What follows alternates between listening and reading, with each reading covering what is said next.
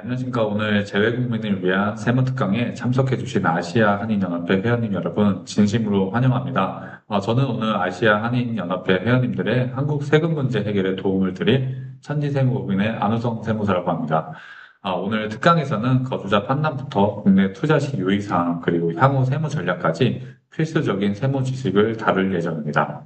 첫 번째 내용부터 진행하기 전에 재외국민을 위한 세무특강에는 거주자 판단부터 그리고 국내 투자까지 필수 세무 지식을 다룰 예정입니다. 네, 다음 페이지 보시겠습니다. 오늘 가장 중점적으로 살펴볼 내용은 바로 거주자 판정입니다. 왜냐하면 아시아 한인연합회 회원님께서 한국 세법상 거주자인지 비거주자인지에 따라서 납세 의무의 범위가 크게 달라지기 때문인데요. 슬라이드를 보시면 한국의 거주자로 판정될 경우 전 세계에서 발생한 모든 소득, 즉 월드와이드 인컴에 대해 한국에 세금을 신고하고 납부할 의무가 있습니다. 신고 세목을 보시면 종합소득세, 양도소득세, 상속세, 증여세 등이 모두 해당되고 해외에서 이미 납부한 세액이 있으시다면 이중과세 방지 조약에 따라 세액공제를 받을 수 있습니다. 옆에 반면 비거주자로 판정되시면 한국 내에서 발생한 소득, 즉 국내 원천 소득에 대해서만 제한적으로 납세 의무를 지게 됩니다. 주로 원천 징수 방식으로 과세가 종결되는 경우가 많습니다. 그렇다면 이 중요한 거주자 판정은 어떻게 이루어질까요? 우리 소득세법에서는 국내에 주소를 두거나 183일 이상 거소를 둔 개인을 거주자로 규정하고 있습니다. 주소란 생활의 근거가 되는 장소를 의미하는데요. 단순히 주민등록상의 주소지가 아니라 생계를 같이 하는 가족이 있는지, 국내에 소지하는 자산이 있는지 등 생활관계의 객관적인 사실에 따라 종합적으로 판단합니다. 거소란 주소지 외의 장소 중에서 상당 기간에 걸쳐 거주하는 장소를 말하고 주소만큼 밀접한 관계는 아니지만 일시적인 체류지를 넘어선 개념입니다. 이 거소의 경우 국내에 거소를 둔 기간이 1 과세기간 동안 183일 이상이거나 2 과세기간에 걸쳐 계속하여 183일 이상인 경우 거주자로 보게 됩니다. 이 기간 계산은 입국일의 다음 날부터 출국일까지로 합니다. 다음 슬라이드 보시면 주요 판례 및 거주자 판정 기준에 대해서 나와 있는데요. 이 판례 및 거주자 판정 기준들은 단순히 183일이라는 숫자만으로 거주자 여부를 칼같이 결정되는 게 아니라는 걸 보여줍니다. 국적이나 영주권 유무보다 실질적인 생활 근거가 어디인지를 따지는 것이 핵심인데요.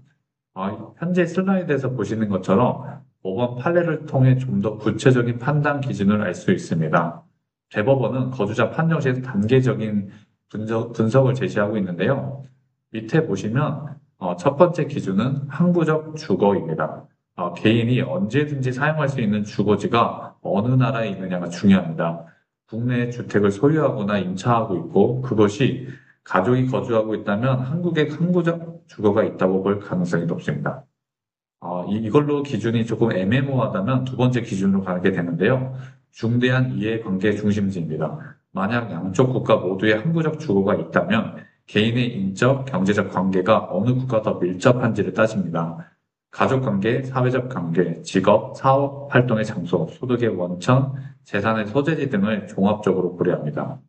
예를 들어 슬라이드에서 언급된 대법원 2014도 1395 판례를 보면 국내 체류일은 적었지만 국내 사업과 가족 존재 등을 고려해서 거주자로 인정한 사례입니다. 자, 이것마저도 기준이 애매모호하다면 세 번째 기준까지 판단 기준으로 활용이 되는데요. 바로 일상적 거소입니다. 항구적 주거와 중대한 이해관계 중심지로도 판단이 어렵다면 어느 국가에서 더 오랫동안 일상적으로 거주하는지를 봅니다. 실제 체류 일수, 생활 패턴 등을 비교 분석하게 되는데요. 슬라이드의 예시로 나온 한일 축구 선수 사건이나 인도네시아 환경사업가 사건의 경우 이러한 기준들이 복합적으로 작용하여 각각 일본과 인도네시아 거주자로 판정된 사례입니다. 결국 거주자 판정은 어느 한 가지 요소만으로 결정되는 것이 아니라 생활관계의 객관적인 사실들을 종합적으로 고려하여 실질에 따라 판단하게 됩니다. 해외에 오래 체류하고 있다고 해서 무조건 비거주자가 되는 것도 아니고 국내에 가족이나 재산이 일부 있다고 해서 무조건 거주자가 되는 것도 아닙니다. 개개인의 상황에 따라 면밀한 검토가 필요하다는 부분입니다. 이처럼 거주자 판정은 매우 복잡하고 중요한 문제입니다. 아시아 한인연합회 회원님께서 본인이 한국 거주자에 해당하는지 여부가 불분명하다면 반드시 세무 전문가와 상담하여 정확한 판단을 받으시는 것이 향후 발생할 수 있는 세금 문제를 예방하는 가장 좋은 방법입니다. 네, 지금까지 거주자 판정에 대해서 집중적으로 알아보았습니다. 이 기준에 따라 아시아 한인연합회 회원님들의 납세 의무 범위가 결정되므로 오늘 내용 중 가장 중요하게 기억해 주셨으면 합니다. 다음 이제 남은 시간에는 이러한 거주자 비거주자 부분에 따라 달라질 수 있는 다른 주요 세무 이슈들을 간략하게 짚어보겠습니다. 네, 해외 금융계좌 신고 의무에 관한 내용인데요. 한국 거주자로 판정되신 아시아 한인연합회 회원님들께서는 해외 금융계좌 신고 의무에도 유의하셔야 합니다. 매년 말일 중에 어느 하루라도 모든 해외 금융계좌 잔액 합계가 5억 원을 초과하게 된다면 다음해 6월에 신고를 반드시 하셔야 합니다. 최근에는 가상자산 지갑도 해외 금융계좌 신고 의무에 포함되어 있으니 주의가 필요합니다. 해당 의무를 이행하지 않게 되면 미신고, 과소신고 제재가 부과가 되시는데요. 무관용 원칙을 적용하고 있습니다. 그만큼 강력하게 제재를 하겠다는 내용인데요. 미신고 과태료는 미신고 금액의 10% 과태료를 부과하게 되고 한도는 10억 원입니다. 그리고 미소명 과태료는 미신고자에 대해서 자금 출처 소명 의무를 부여하고 소명하지 아니하거나 거짓으로 소명하면 미소명 금액 거짓 소명 금액의 10% 과태료를 부과합니다. 그리고 명단을 공개하는데요. 미신고 금액이 만약 50억 원을 초과하게 되면 나이나 직업, 주소, 위반 금액 등 인적사항을 공개될 수 있습니다. 그리고 미신고 금액이 50억 원을 초과하게 되는 경우 통고 처분이나 형사처벌, 2년 이하의 징역 또는 미과소신고 금액의 13% 이상, 20% 이하의 벌금을 부과될 수 있습니다. 해외 금융계좌 미신고 적발 시 과태료와 형사처벌이 동시에 적용될 수 있기 때문에 그리고 또 특히 50억 원 초과 미신고 시 엄중한 제재가 적용되고 있으니 이 부분 주의하시기 바랍니다. 네, 금융정보 자동 교환 협정 CRS라고 하는데요. 한국은 이미 전 세계 100개국 이상 금융정보를 자동으로 교환하고 있습니다. 본인이 신고하지 않아도 해외 금융기관이 해당 국가 과세당국을 통해 한국국세청에 계좌 정보를 통보할 가능성이 매우 높습니다. 그래서 명의신탁 위험성에도 살펴보아야 하는데요. 내국인이 외국 법인의 지분 100%를 직간접적으로 소유하게 되는 경우 그 내국인을 외국 법인 명의 계좌의 실질 소유자로 간주하여 신고 의무를 부과하게 됩니다. 단, 그 외국 법인이 조세조약 체결국에 소재하는 경우에 신고 대상이 제외되고요. 외국 법인 명의 계좌의 실제 소유자가 내국 법인인 경우 지분율, 조세조약 체결 여부에 관계없이 내국인에게 해외 금융계좌 신고 의무를 부과하게 되어 있습니다. 그리고 또 코인지갑 신고 기준에 대해서 신고 대상은 바이낸스는 국외 거래소의 계좌도 신고 대상에 해당되는 부분, 그리고 신고가 제외되는 부분은 개인이 보유한 홀드 월렛은 신고 대상에서 제외되고 있습니다. 이 부분 주의해서 진행해 주시기 바랍니다. 그리고 해외 소득으로 국내 부동산 창업이나 부동산이나 창업 투자 시에는 유의점이 있는데요. 첫 번째로 자금 출처 소명이 있습니다. 부동산 매입 시 자금 출처 검증을 하게 되는데요. 국세청이 계좌이체 내역, 해외 송금 영수증을 필수적으로 요구합니다. 그리고 증빙 부족 시에는 증여가 추정이 될 수 있는데요. 증여세 10% 가산세가 포함해서 추징될 수 있습니다.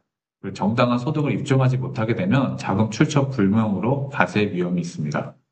간접증여 위험성에 대해서도 가족 계좌를 거쳐서 송금하면 간접증여로 간주하게 됩니다. 가족법인 설립을 통해서 우회 투자도 동일한 위험을 내포하고 있고 형식적 거래보다 실질적 소유의 관계에 따라서 과세 판단을 하고 있다는 내용입니다. 단순히 해외에서 돈을 가져왔다는 사실만으로는 부족하고 그 돈이 본인의 정당한 소득이었음을 객관적인 자료를 입증해야 합니다. 외국 정부에 세금을 납부했다는 증빙은 자금 추적 서면 중요한 근거가 될 수 있으니 잘 챙겨주시기 바랍니다. 그래서 해외 소득으로 국내 투자 시에도 유의점이 있는데요. 한국 거주자가 해외 사업, 임대, 배당 소득을 신고하지 않고 국내 투자에 사용하게 되면 소득세를 추징당하는 물론 40% 가산세, 이거는 부정행위에 해당돼서 40% 가산세가 부과될 수 있습니다. 비거주자라도 국내 부동산 임대 수입 발생 즉시 연간 종합소득세 신고 의무가 부여가 됩니다. 외국 외환거래법 법규를 준수해야 되는데요. 해외에서 한국으로 송금하게 되는 경우 건당 5만 US 달러 초과 시에는 지정 외국한 은행에 신고를 해야 합니다. 그리고 한국에서 해외 투자 송금 제도 동일 기준, 그리고 해외 직접 투자 신고 의무가 병행되어 있습니다. 네, 마지막으로 향후 동향입니다. 2026년부터는 CRS, 즉 국가 간 금융정보 자동 교환 제도가 더욱 확대되어 미신고 외화 자산 추적이 강화될 예정입니다. 디지털 자산에 대한 규제도 강화되고 있으며 이중과세 방지 조약도 계속해서 개정되고 있습니다. 따라서 선제적인 세무 컴플라이언스 강화와 정확한 신고가 더 중요해지고 있습니다. 네, 오늘 재외국민을 위한 세무 특강을 이제 마치면서 오늘 짧은 시간 동안 아시아 한인연합회 회원님들 꼭 아셔야 할 세무 지식, 특히 거주자 판정의 중요성과 기준에 대해 설명드렸습니다. 그 외에도 해외 금융계좌 신고, 국내 투자 시 자금 출처, 향후 세무 환경 변화를 간략히 말씀드렸는데요. 세금 문제는 이제 개별 상황에 따라 매우 다르게 적용될 수 있기 때문에 오늘 들으신 내용을 바탕으로 궁금한 점이나 구체적인 상담이 필요하시면 언제든지 저희 천지세무법인으로 문의해 주시기 바랍니다. 경청해 주셔서 감사합니다.